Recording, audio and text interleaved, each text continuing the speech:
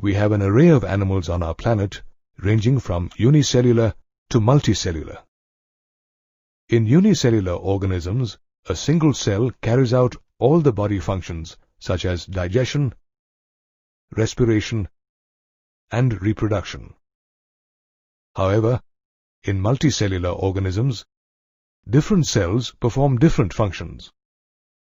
A group of similar cells that performs a specific function is called a tissue. Interestingly, all complex animals, including human beings, have only 4 basic types of tissues.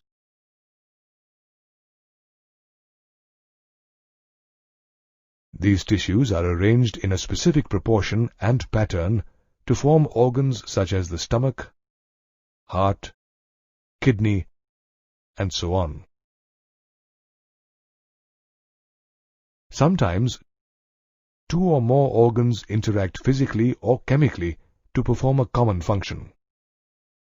Such organs together form an organ system, such as the digestive system or the respiratory system.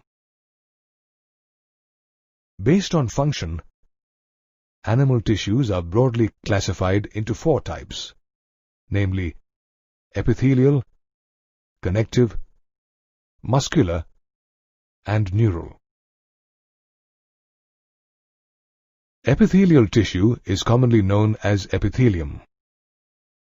These cells have a free surface, which either faces the body fluid or the outer environment. Thus, the epithelium serves as a lining or a protective covering for body parts. Epithelial cells are compactly arranged with little intercellular matrix. The epithelium and other tissues have specialized junctions, which provide both structural and functional links between individual cells. These junctions are of 3 types, namely tight, adhering, and gap. Tight junctions prevent leakage of substances across a tissue.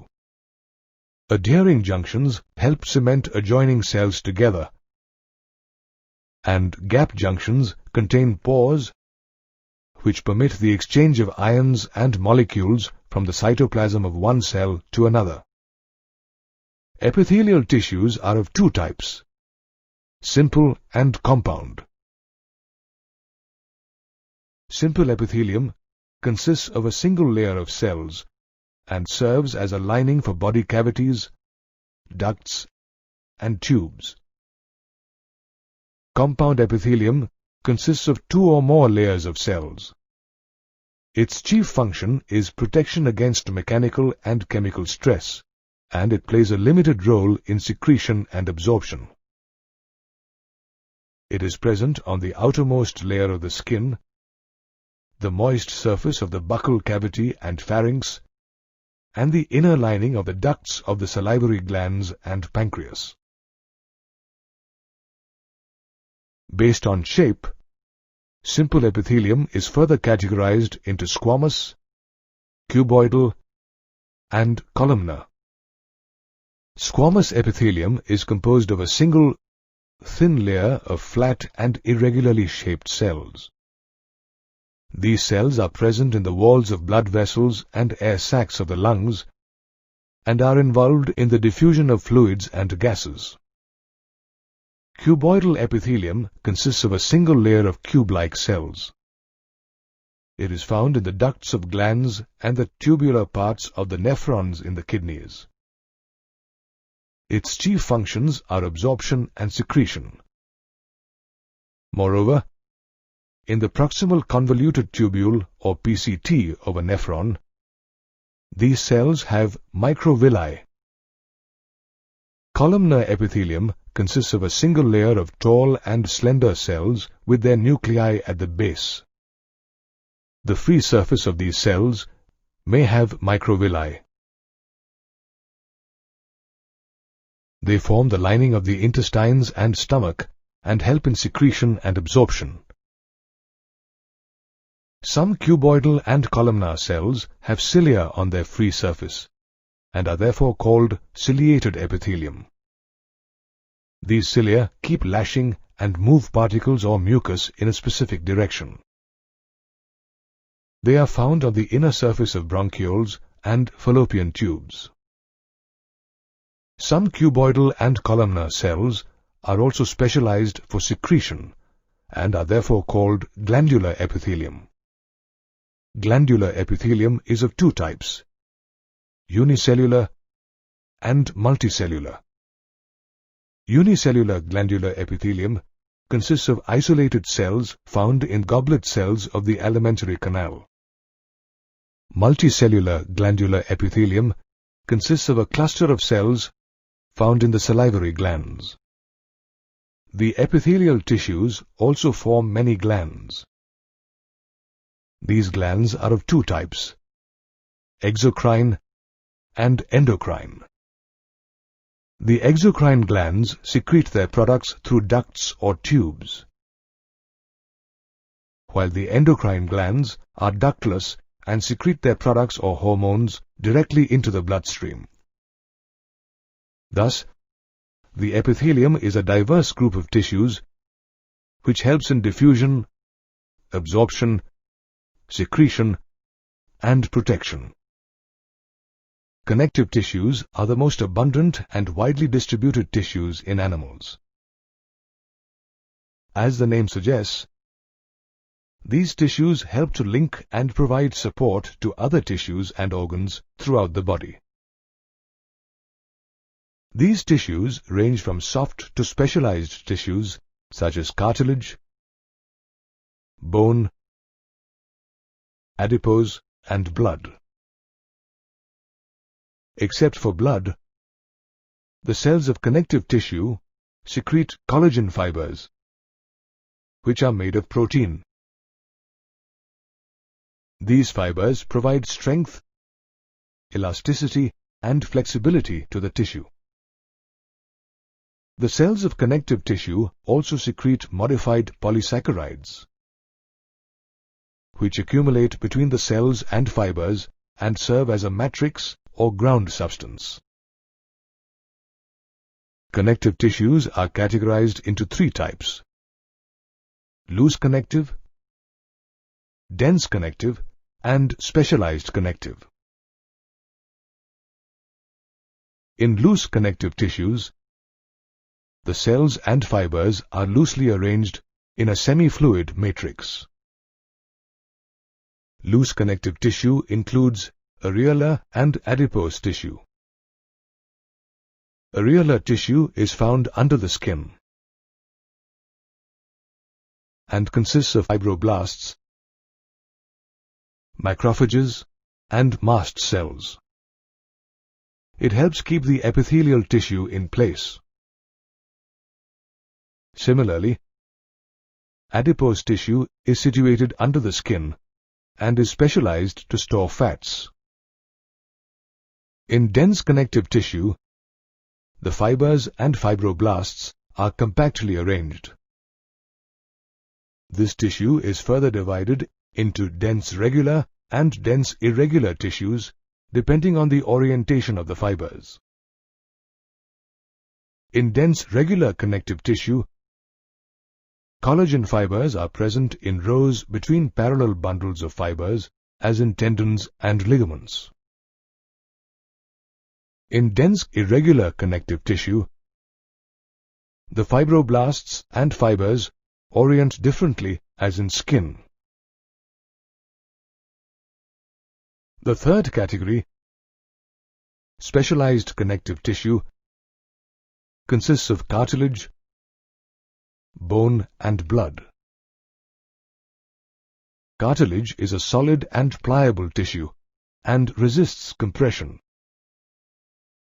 Cartilage cells, or chondrocytes, are enclosed in small cavities within the matrix secreted by them. In vertebrates, embryos mainly have cartilage, which is later replaced by bones. However, in adults, cartilage is found in the tip of the nose, some parts of the rib cage, and between vertebrae, hands and legs. Bones have a hard and non-pliable matrix, which is rich in calcium salts and collagen fibers. This provides strength to the bones. Bone cells or osteocytes are present in spaces called lacunae. Bones make up the skeletal system of a body and support and protect the softer tissues and organs. The skeletal muscles attached to the bones help in movement. Moreover, long bones have bone marrow that produces blood cells. The long bones of the legs help bear body weight. The last type of specialized connective tissue is blood, which is a fluid tissue that contains plasma, red blood cells or RBC, white blood cells or WBC, and platelets. Blood serves as the main circulating fluid that transports various substances such as gases, nutrients, and hormones to different parts of the body. Thus, connective tissue helps store fats, link and provide support to other tissues and organs, and transport various substances such as gases, nutrients, and hormones to different parts of the body. There are thousands of animals on our planet. These animals exhibit some morphological similarities and differences. Morphology refers to the study of external features or characters of organs or body parts. Let's take a look at the morphological features of an earthworm. While gardening, it is common to find small reddish-brown worms crawling on the soil or decaying leaves. These creatures are earthworms and they live in the upper moist layers of soil. They are commonly seen at night when they crawl to the earth's surface to feed. However, during the day, they are found in their burrows and can be easily traced by following their fecal deposits known as worm castings. Earthworms have a long cylindrical body that is divided into similar segments. Some species have a body made up of over 100 to 120 segments. Did you know that some giant species of earthworms have an average length of 80 centimeters and a diameter of 2 centimeters? In India, there are two common species of earthworms, Ferrotima and Lumbricus, which measure 10 to 15 centimeters in length. The body of an earthworm can be dorso-ventrally differentiated. The dorsal surface has a dorsal blood vessel that runs longitudinally along the body, while the ventral surface has genital openings or pores. Similarly, the body of an earthworm can also be differentiated anteriorly and posteriorly. Although the anterior and posterior ends of the earthworm look similar, the anterior end is distinguished by a wedge-shaped structure called the prostomium. The prostomium is a sensory organ and also helps to open cracks in the soil and facilitate the movement of the earthworm.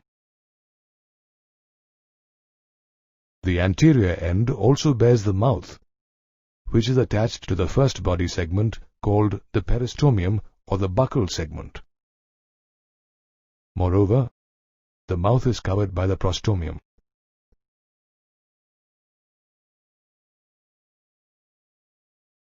The body of a mature earthworm has a thick, dark band called the clitellum. This band is formed around the 14th to the 16th segments due to the secretion of glandular tissue and divides the body into three parts: the preclitellar, clitella, and postclitellar segments.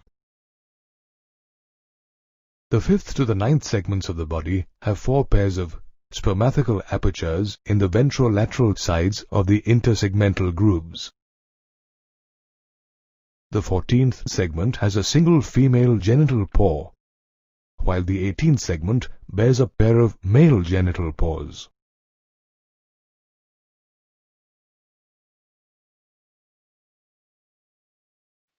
Moreover, each segment of an earthworm has minute pores called nephridiopores. These pores are connected to nephridia, which serve as excretory organs. The earthworm's body is rough to the touch due to the presence of tiny S-shaped bristles called setae, which are embedded in the epidermal pits. Each segment of the body, except the first, last and the clitellum, has setae which help in locomotion. Did you know that earthworms are known as friends of farmers? This is because their burrowing activities make the soil porous and aerated, which facilitates the development of roots in plants. Besides, they also play an important role in decomposing organic matter to humus, improving soil fertility. In recent years, earthworms have been extensively used for vermicomposting. We've just studied the morphological features of an earthworm, such as its color, body structure, texture, and external organs. Our planet is home to thousands of animals that exhibit morphological similarities and differences. Similarly, they also exhibit certain anatomical similarities and differences.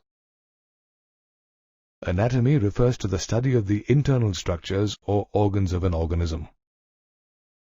Let's take a look at the anatomical features of an earthworm, such as the body wall, the alimentary canal, and the circulatory, excretory, nervous, and reproductive systems.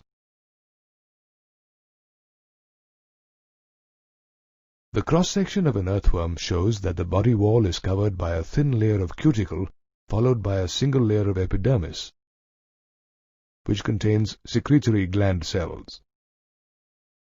Below the epidermis lie 2 layers of muscles, circular and longitudinal muscles, followed by the innermost coelomic epithelium. Now let's take a look at the longitudinal section of the worm to study its remaining anatomical features. You'll notice a straight tube that runs from the first to the last segment of the body. This tube is the alimentary canal. Towards the anterior end, the first segment bears the mouth, which opens into the buccal cavity up to the 3rd segment. The buccal cavity is followed by a muscular pharynx, which continues into a narrow esophagus between the 5th and 7th segments. The gizzard, located in the 8th and 9th segments, helps grind soil particles and organic matter. This organic matter is mixed with soil and is digested in the stomach that lies between the 9th and 14th segments. The stomach also has calciferous glands, which neutralize the humic acid present in the partially decomposed organic matter. The stomach continues into a long intestine, which starts from the 15th segment and continues till the last segment. A pair of short, conical projections of intestinal ceca is present on the 26th segment. The intestine shows internal folds called typhlosole between the 26th and the 35th segments, which also increases the surface area for better absorption of digested nutrients. Finally, in the last segment, the alimentary canal opens to the exterior through a small aperture called the anus. As the ingested matter passes through the alimentary canal, it is broken down into simpler absorbable molecules by digestive enzymes. These molecules are then absorbed through intestinal membranes and are utilized by the earthworm. The anatomical study also includes the closed circulatory system. This system consists of blood vessels, capillaries, and hearts. Small blood vessels supply blood to the gut, nerve cord, and body wall. Earthworms also have blood glands between the fourth and sixth segments that produce blood cells and hemoglobin, which are dissolved in the blood plasma. These blood cells are phagocytic in nature. Moreover, the hearts, which are important organs in the circulatory system, help circulate blood in one direction. The nephridial or excretory system is also part of the anatomy of an earthworm. Earthworms have several nephridia that function as excretory organs. There are three types of nephridia, namely septal, integumentary, and pharyngeal. The septal nephridia are present on either side of the intersegmental septa between the 15th segment and the last segment, and open into the intestine. The integumentary nephridia are attached to the lining of the body wall from the 3rd segment to the last segment and open onto the body surface. The pharyngeal nephridia occur as paired tufts on either side of the pharynx and esophagus from the 4th to the 6th segments. All three types of nephridia have similar structures and regulate the volume and composition of body fluids. Each nephridium has a funnel that collects excess coelomic fluid. This funnel links to a tubular part of the nephridium from where waste is discharged through nephridiopores. The anatomical study also includes the nervous system, which consists of ganglia that are connected to a double ventral nerve cord. At the anterior end, in the 3rd and 4th segments, the nerve cord bifurcates, encircles the pharynx, and joins the cerebral ganglia to form a nerve ring. The cerebral ganglia, along with the other nerves in the ring, integrate sensory input as well as control the muscular responses of the body. Did you know that earthworms don't possess eyes? However, they have light and touch-sensitive receptors to help them recognize light intensities and ground vibrations. Besides, they also have specialized chemoreceptors or taste receptors, which help them respond to any chemical stimuli and are situated at the anterior end. Finally, let's take a look at the reproductive system. The earthworm is a hermaphrodite, which means that both male and female reproductive systems are present in the same individual. The male reproductive system consists of 2 pairs of testes in the 10th and 11th segments, with their vasa deferentia running up to the 18th segment. Here, the vasa deferentia and the duct of the prostate gland join to form a common prostate and spermatic duct, which opens to the exterior through a pair of male genital pores. In the 17th and 19th segments, a pair of accessory glands is found in each segment. Also, each segment from the 6th to the 9th bears a pair of spermatheca, which receives and stores spermatozoa during copulation. The female reproductive system consists of a pair of ovaries present on the intersegmental septum of the 12th and 13th segments. Below the ovaries are the ovarian funnels, which continue into the oviduct and join to form a single female genital pore on the 14th segment. Although earthworms are hermaphrodites, each worm mates with another worm. While mating, 2 worms lie in a juxtaposed position, resulting in a mutual exchange of sperm between the 2 worms. Later, cocoons containing mature sperm, eggs, and a nutritive fluid are secreted by the gland cells of the clitellum. The eggs are fertilized by the sperm in the cocoons and are deposited in the soil. Inside the cocoons, embryos develop, and after 3 weeks, each cocoon produces about 2 to 20 baby worms. These baby worms show direct development, which means the larval stage is absent. We've just studied the anatomical features of the earthworm, such as the body wall structure, alimentary canal, and circulatory, nervous, and reproductive systems. One of the most common insects found at home and in godowns is the cockroach. In fact, these insects are found throughout the world, especially in damp places, and are commonly seen at night. They feed on both animal and plant matter and also transmit several diseases. Therefore, it is necessary to use pest control to check their spread. Cockroaches are usually brown or black. However, in the tropics, you may also find bright yellow, red, and green cockroaches.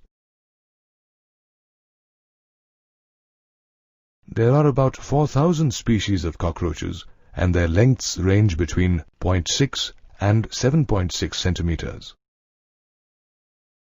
A common species, Periplaneta americana, measures 3.4 to 5.3 centimeters in length. The adult male of this species has wings extending beyond its abdomen.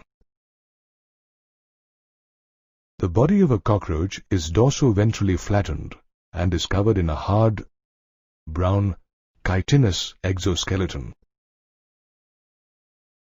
The entire body is segmented and divisible into the head, thorax, and abdomen. In each segment, the exoskeleton has hardened plates called sclerites, which are joined to each other by a thin, flexible, articular membrane called the arthrodial membrane. The sclerites on the dorsal side are called tergites, and on the ventral side they are called sternites. The head of a cockroach is triangular and is attached to the thorax by a short, flexible neck. It is held at right angles to the long axis of the body. In fact, the head is formed by the fusion of 6 segments and is covered by a number of plates which constitute the head capsule. This capsule bears a pair of large, compound eyes. It also bears a pair of long, slender antennae that arise from 2 membranous sockets. These antennae have sensory receptors which help monitor the surroundings. The anterior end of the head bears mouth parts, which are of biting and chewing type. The mouth parts consist of an upper lip, or labrum, a pair of mandibles and maxillae, and a lower lip, or labium. Additionally, cockroaches also have a hypopharynx, which acts as a tongue and lies in front of the labium. Following the head is the thorax, which consists of 3 segments: prothorax, mesothorax, and metathorax. Each thoracic segment bears a pair of long, jointed legs. Moreover, the mesothorax and metathorax bear a pair of wings. The mesothoracic wings, or the forewings, are called tegmina. These wings are dark, opaque, and leathery, and cover the hind wings at rest, while the hind wings are thin, transparent and membranous, and are used in flight. Following the thorax is the abdomen, which consists of 10 segments. Although the male and female cockroaches have an equal number of abdominal segments, the female's abdomen is broader than that of the male.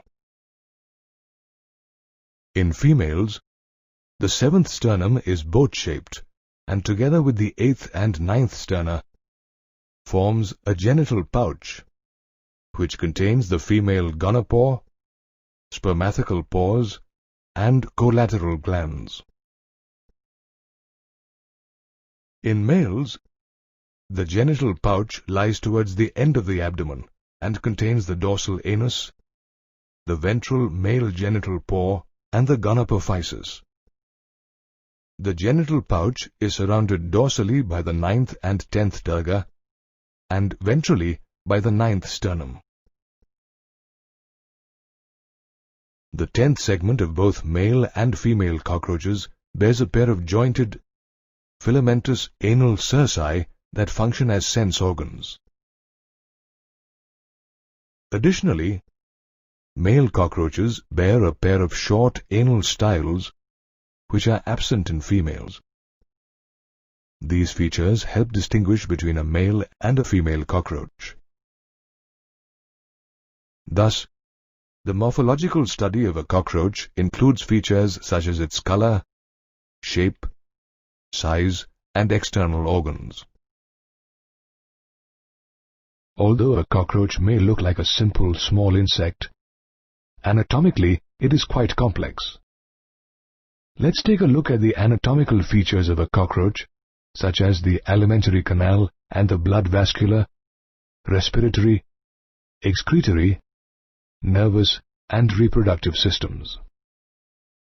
The alimentary canal is present in the body cavity and is divided into foregut, midgut, and hindgut. The entire foregut is lined with cuticle and consists of a mouth which leads into a short tubular pharynx that continues into a narrow tubular esophagus. The esophagus opens into a large sac-like structure called a crop, which stores food. The crop is followed by a small conical gizzard or proventriculus, which grinds the food particles.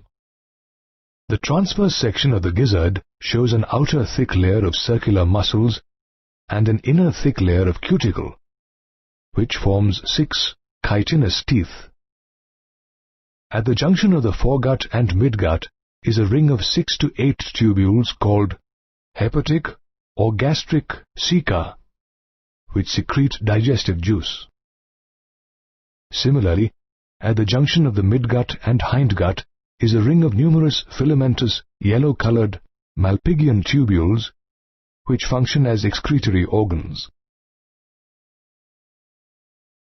The midgut is followed by the hindgut, which is broader and is divided into ileum, colon, and rectum.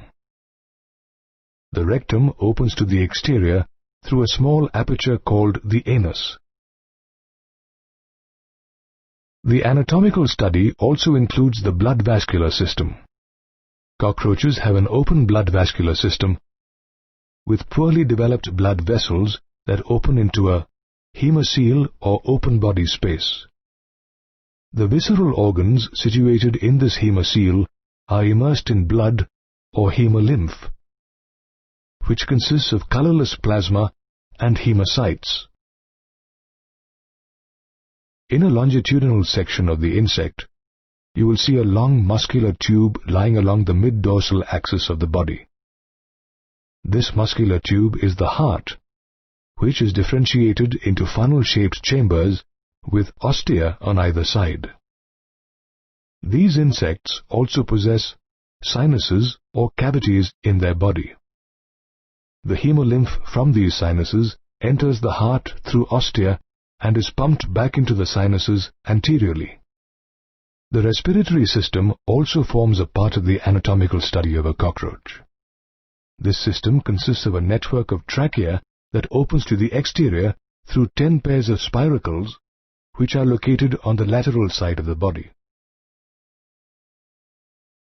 The opening of these spiracles is regulated by sphincters. The tracheas are further divided into thin tracheoles, which supply oxygen to all the parts of the body. Gaseous exchange in these tracheoles takes place through diffusion. The anatomical study also includes the excretory system. In cockroaches, Malpighian tubules situated at the junction of the midgut and hindgut serve as excretory organs. Each tubule is lined with ciliated and glandular cells which absorb nitrogenous wastes from the body and convert them into uric acid. This uric acid is then excreted through the hindgut. As cockroaches excrete uric acid, they are known as uricotelic animals. Apart from Malpighian tubules, the fat body, nephrocytes, and uricose glands also help in excretion. The nervous system is also a part of the anatomical study. In the cockroach, this system consists of a series of ganglia in each segment, which is attached to a ventral nerve cord and a brain. There are 3 thoracic ganglia and 6 abdominal ganglia. In the head, the supraesophageal ganglion represents the brain, which supplies nerves to the antennae and the compound eyes. Did you know that if you cut off the head of a cockroach, it can survive for almost a week? Well, this is because the head holds a small part of the nervous system, while a large part of the system is present in the thorax and abdomen. Besides a well-developed nervous system, cockroaches also have many sensory organs such as antennae, eyes, maxillary, and labial palps, and anal cerci. The head bears a pair of large compound eyes, and each eye consists of about 2,000 hexagonal ommatidia. These ommatidia form a mosaic vision of an object with low resolution. This vision is also known as nocturnal vision. Finally, let's learn about the reproductive system. Cockroaches are unisexual with well-developed male and female reproductive systems. The male reproductive system consists of 2 testes, which lie on the lateral sides of the 4th to 6th abdominal segments. From each testis arises a thin vas deferens. The 2 vasa deferentia run posteriorly and open into the ejaculatory duct through a seminal vesicle. The ejaculatory duct opens into the male gonopore situated below the anus. At the anterior end of the ejaculatory duct, in the 6th and 7th abdominal segments, is a mushroom-shaped accessory reproductive gland consisting of small and long tubules. The secretion from this gland nourishes sperm and helps in spermatophore formation. In cockroaches, the male gonopophysis or phallomere represents the external genitalia. These phallomeres are asymmetrical structures made up of chitin and surround the male gonopore. Sperm is stored in seminal vesicles and form spermatophores, which are discharged during copulation. The female reproductive system consists of 2 large ovaries, which lie on the lateral sides of the 2nd to 6th abdominal segments. Each ovary consists of 8 ovarian tubules or ovarioles containing beaded strings of developing ova. From each ovary arises an oviduct, which joins to form a single common oviduct or vagina. The vagina opens into the genital chamber. In the 6th segment, a pair of spermatheca is present, which also opens into the genital chamber. During copulation, sperm is transferred through spermatophores.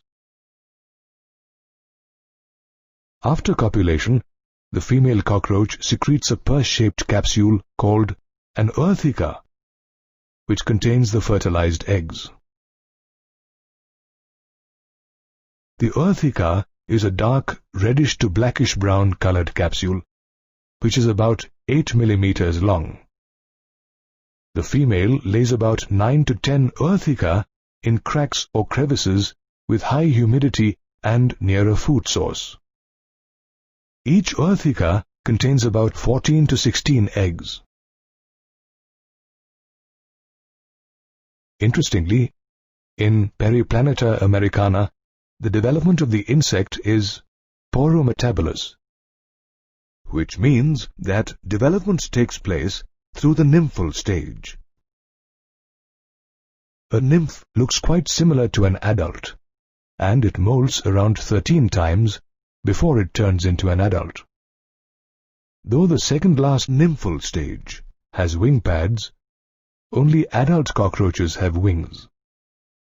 We've just studied the anatomical features of a cockroach, such as the alimentary canal and the blood vascular, excretory, nervous, and reproductive systems.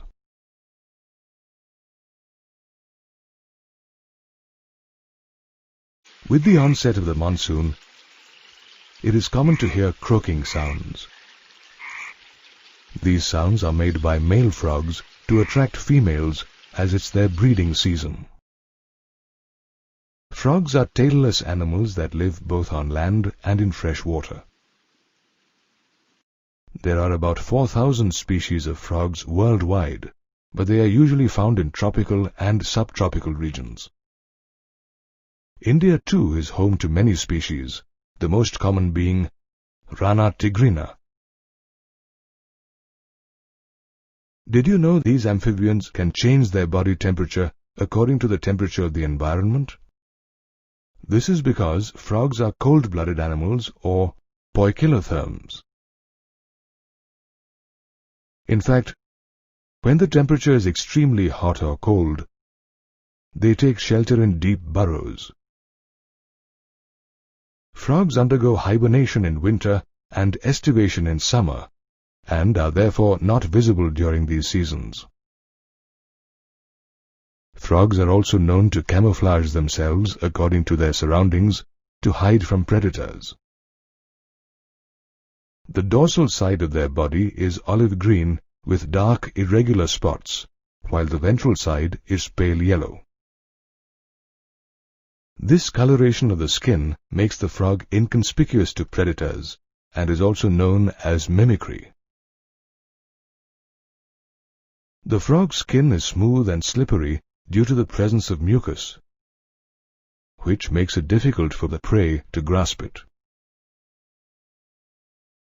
Additionally, the skin is moist and helps in the diffusion of respiratory gases.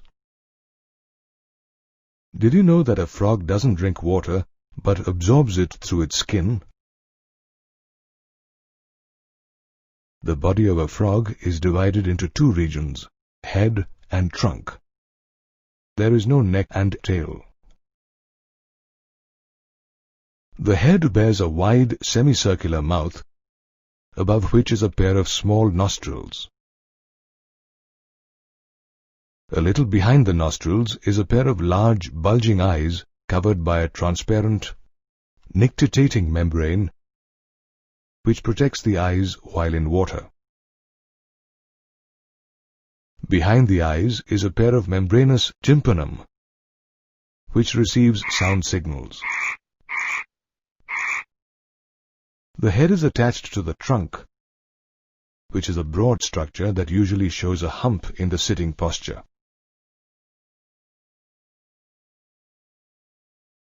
It bears two pairs of limbs, forelimbs and hind limbs, that help to swim, walk, leap and burrow.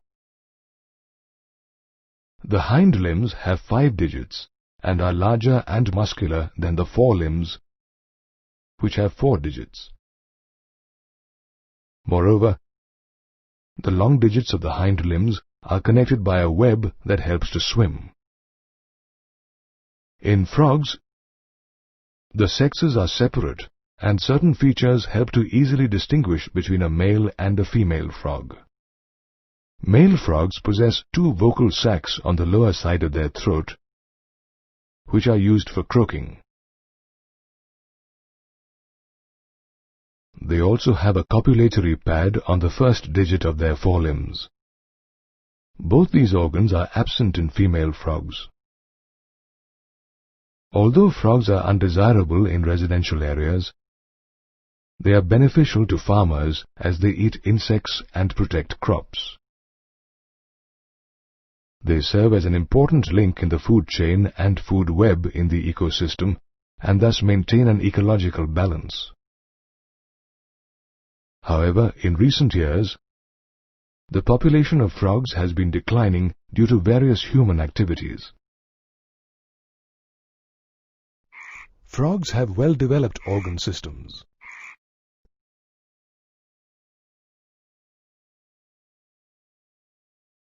Their digestive, respiratory, vascular, excretory, nervous, and reproductive systems are held in a body cavity. Let's take a look at each system in detail. The digestive system consists of an alimentary canal and digestive glands. Frogs, being carnivores, the length of the intestine is reduced. This makes the alimentary canal short. The alimentary canal begins with a wide, semicircular mouth that opens into a buccal cavity, which leads into a pharynx. The pharynx continues into a short, tubular esophagus.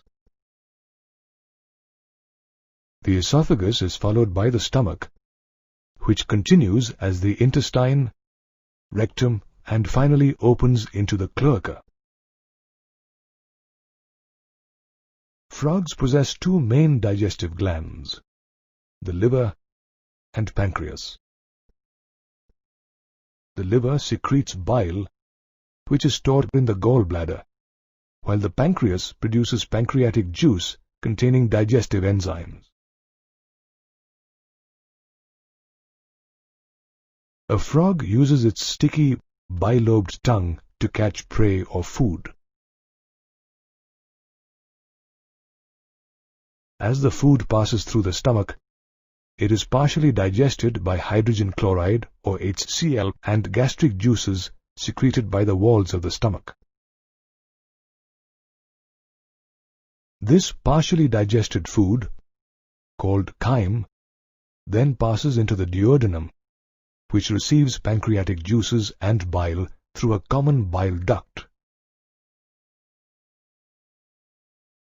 The pancreatic juices digest carbohydrates and proteins, while the bile emulsifies fat present in the food. The digestion of food is completed in the intestine, where it is absorbed by numerous finger-like projections called villi and microvilli. The undigested solid waste passes through the rectum and is finally egested through the cloaca.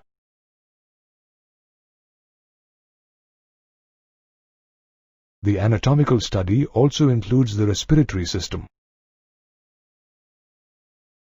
Interestingly, frogs respire in water and on land in two different ways. In water, the frog's skin functions as the respiratory organ, and the gaseous exchange takes place through diffusion. This is called cutaneous respiration. On land, a frog respires through the buccal cavity, skin, and lungs. During respiration, air is drawn into the buccal cavity through the nostrils and is forced into the lungs. This type of respiration through the lungs is called pulmonary respiration. Did you know that during estivation and hibernation, frogs respire only through their skin? The vascular system also forms a part of the anatomical study and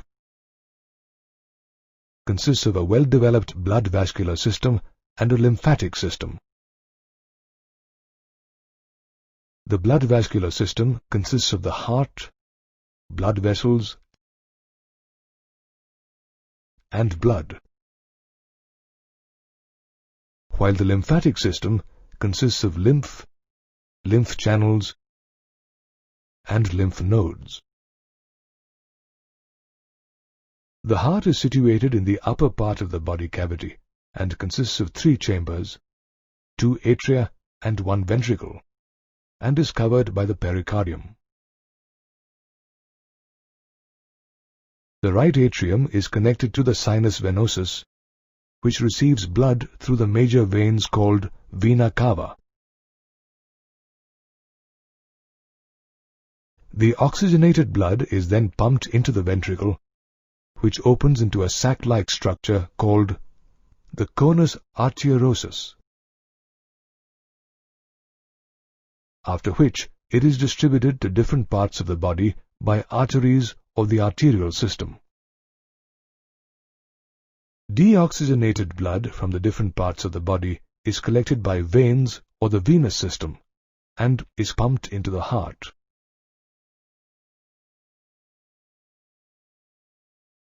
Frogs also have a hepatic portal system and renal portal system.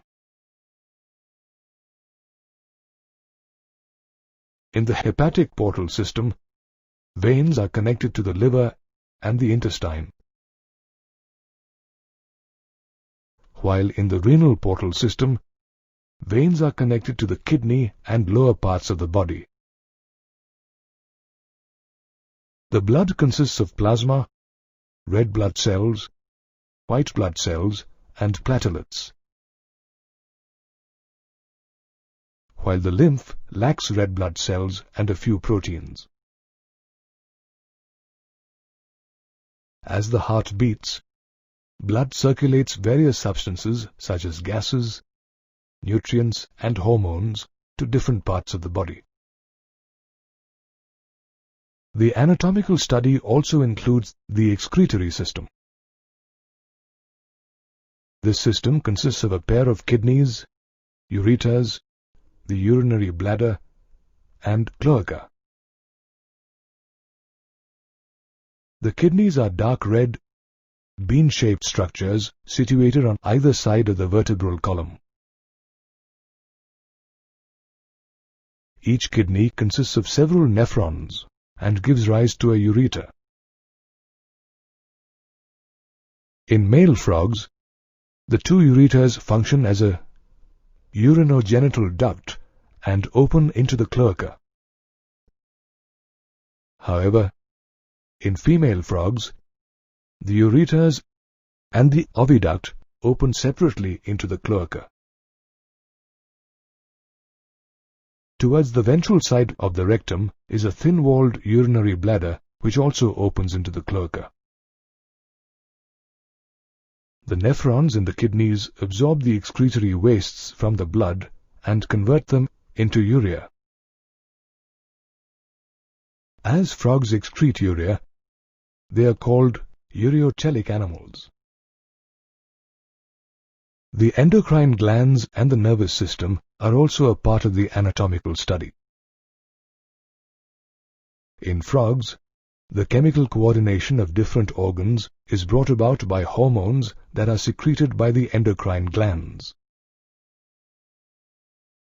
These include pituitary, thyroid, parathyroid, thymus, pineal body, pancreatic islets, adrenals, and gonads.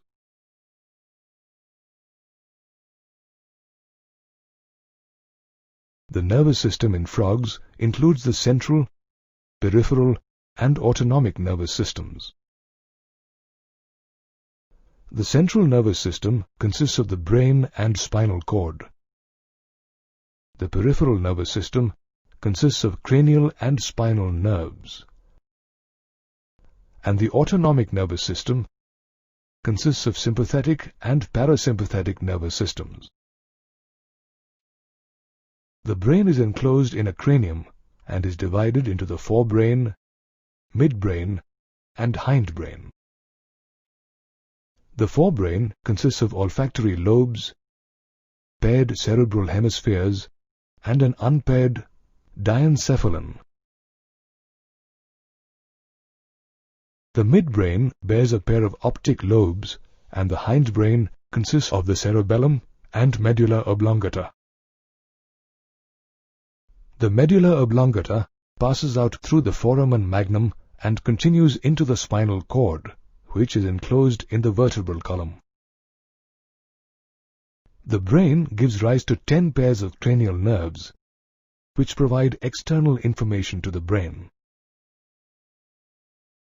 Besides a well-developed nervous system, frogs also possess different sense organs such as sensory papillae, taste buds, nasal epithelium, eyes, and a tympanum with internal ears. However, only the eyes and internal ears are well-organized structures, while others are cellular aggregations around nerve endings. The eyes are simple and are situated in the orbit of the skull, and behind each eye is a tympanum that serves as a hearing and a balancing organ. Finally, let's learn about the reproductive system.